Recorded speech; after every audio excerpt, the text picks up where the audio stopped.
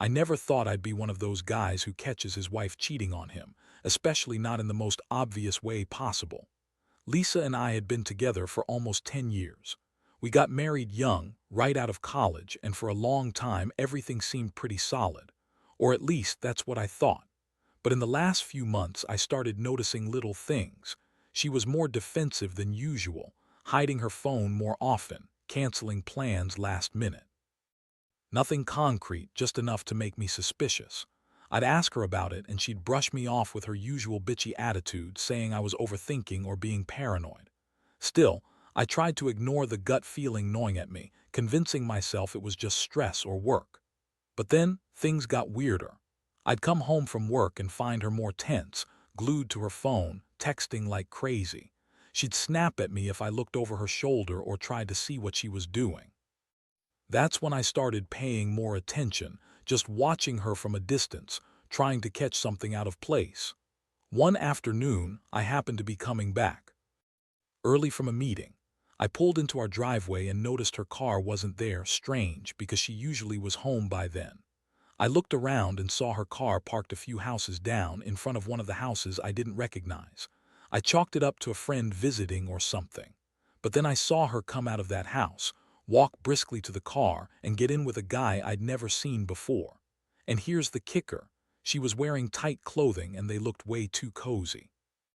She was clearly not just visiting a neighbor or dropping off something. I froze for a second, just staring. I couldn't believe what I was seeing. That was her car, and that was her getting into a guy's car outside our house, outside our neighborhood. I felt my stomach drop. I wanted to run over, yell at them, call her out right then and there. But I didn't. Instead, I backed up slowly, pulled into the garage, and just sat there in shock, trying to process what I'd just witnessed. My mind was racing. Who was he? How long has this been going on? Why her? I kept replaying everything I knew about her, trying to find some explanation, but deep down, I knew I'd just uncovered something I'd never wanted to see. The next few days felt like living in a fog. I couldn't concentrate at work, kept checking my phone obsessively, hoping for some confirmation that I was imagining things. But the evidence was there, clear as day. Lisa's attitude had been off for months, and now I knew why. That guy in the car, what was his name? Jason, Mark. I couldn't even get his face out of my head. It was disgusting to realize she'd been hiding this from me, right under my nose. I decided I had to confront her. I couldn't just sit around pretending everything was fine anymore. That night I waited until she was in the bedroom, scrolling through her phone as usual, pretending to be innocent. I asked her straight up, who was that guy? What were you doing with him outside our house? Her eyes widened for a second, then she rolled her eyes and scoffed. God, you're so paranoid, Jake. It's nothing. Just some old friend stopping by for a quick chat. You're overreacting, as usual. That reply, typical Lisa, full of lies and dismissiveness. I lost my temper a little, told her I saw her getting into that guy's car, that I wasn't stupid. Her face twisted into that bitchy glare she always gave when she was caught or in a lie. Seriously, you're making a big deal out of nothing, she snapped. Maybe you're the one cheating on me, huh? Just because I didn't come home late and I don't kiss your ass all the time doesn't mean I'm cheating. I was boiling inside, but I kept my voice steady. Come on, Lisa, I saw you. I saw the way you were acting, the way you looked at him. I know what I saw, and I know this isn't just some innocent visit. You've been lying to me for months. She scoffed again, rolled her eyes. You don't know what you're talking about. You're just jealous because I don't want to sit around and pretend I'm some perfect little wife.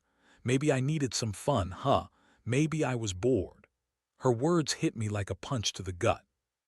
I felt a mix of anger, heartbreak, and shock all at once. How could she just brush this off? How could she lie so effortlessly? That night I couldn't sleep. My mind kept racing. I felt betrayed, humiliated, and angry. How long had this been going on? Was she cheating on me with other guys too? Was this just a one-time thing, or did she plan to keep it going? The thought of her with another man, touching him, kissing him, made me sick. I wanted to believe it was a mistake, that she'd come clean and we could somehow fix this, but deep down, I knew the truth was probably worse than I wanted to admit. The days that followed were a blur of anger and confusion. I kept replaying everything in my head, trying to piece together how I missed all the signs. I started paying closer attention to her phone, her social media, anything that could give me more clues. She continued her usual bitchy attitude, dismissing my questions, tossing out lies like they were nothing. "You're just insecure," she'd say. "You're paranoid. Maybe you're the one who's been cheating, huh?" That lie, that sickening denial pushed me further. I knew better now. I knew she'd been lying too. My face for months. I felt so stupid for trusting her, for thinking we had anything close to a real marriage anymore. I felt betrayed, like my entire life was a lie. I was angry at myself for not seeing it sooner, for letting her get away with this. The worst part was the feeling of helplessness, like I was just a pawn in her game, a fool who thought he had a perfect life. Then one night, I decided I needed to see if I could get more concrete evidence. I installed a security camera outside our front door. I didn't tell her. What was the point? I just wanted to catch her again if she slipped up. The camera was small, hidden, and I set it up outside our porch. I figured if she was sneaking around, I'd catch her in the act. That's exactly what happened a few nights later. I was lying in bed, half asleep, when I saw it. The camera caught her slipping out of the house around midnight, slipping into that guy's car again. I stared at the footage, feeling my stomach twist. She was laughing, flirting, acting like a different person. I could see her hair. The way she leaned in close, so comfortable, so unbothered. It was maddening. How could she do this to me? How could she betray me so blatantly right in front of my eyes? I knew I couldn't keep pretending I didn't see it anymore. That moment was the final nail in the coffin. I had seen enough to know that this wasn't just a fling or a one-time mistake. It was a full-blown affair, and I was done. I had to figure out what to do next, but first I had to confront her again. I couldn't just let her keep lying, pretending everything was fine. I needed the truth, and I was going to get it. That night, I sat her down in the living room, my nerves shot, hands trembling just a little. I pressed play on my phone, showing her the footage from the security camera. Her face twisted in that familiar bitchy sneer, but her eyes widened just a little bit when she saw herself getting into that guy's car again. She tried to brush it off, rolling her eyes, saying, "That's not what it looks like, Jake. You're making a big deal out of nothing." As usual, I cut her off. "No, Lisa, that's exactly what it looks like. You've been sneaking around behind my back for months, outside our house in your car with that guy, Jason or whatever his name is. How long has this been going on? Do you even care how much you've hurt me?" She looked annoyed, like I was wasting her time. "You're insane. You're always accusing me of shit I didn't do. Maybe you're the one cheating on me, huh? Maybe I'm the victim here. I don't have to sit here and listen to your crazy accusations anymore." I felt a surge of anger and pain.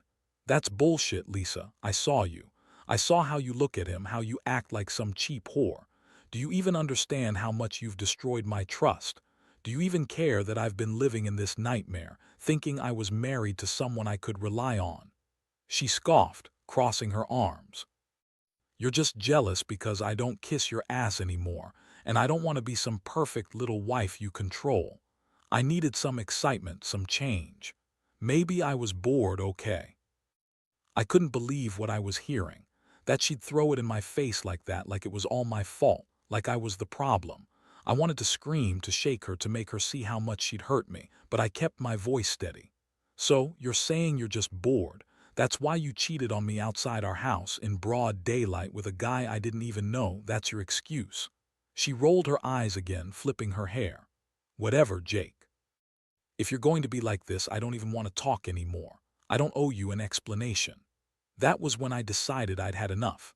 I told her I was done, that I couldn't trust her anymore, and that I wanted her out of the house. Her reaction was pure contempt. She yelled at me, called me jealous, insecure, and accused me of being controlling. But I knew the truth now, and I wasn't going to pretend I didn't see it.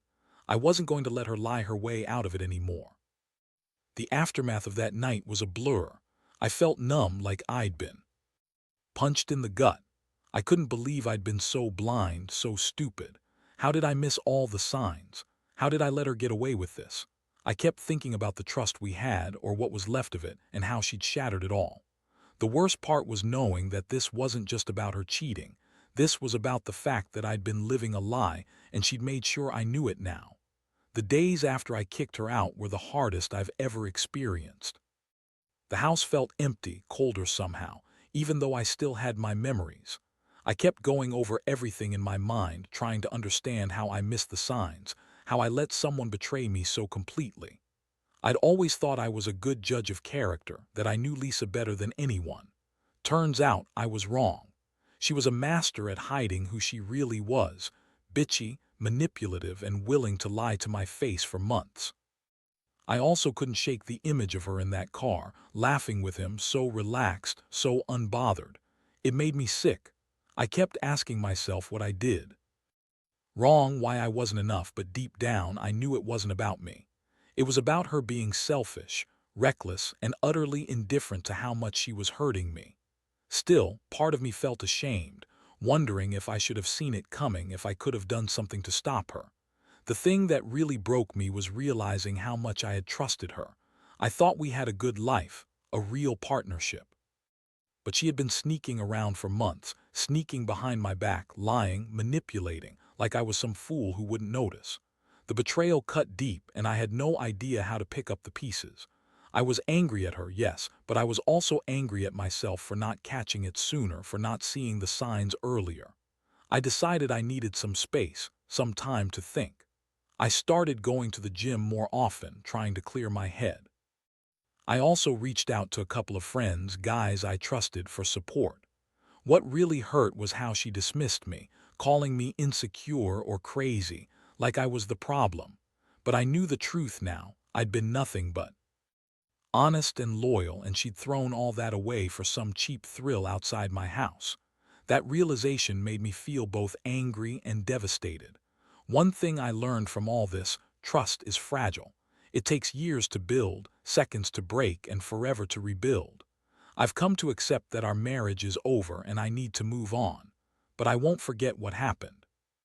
I'll carry this pain with me, but also a lesson. Never let your guard down, and always listen to that little voice inside when something feels off. Because in the end, you only get one shot at trusting someone, and once it's gone, it's damn hard to get back.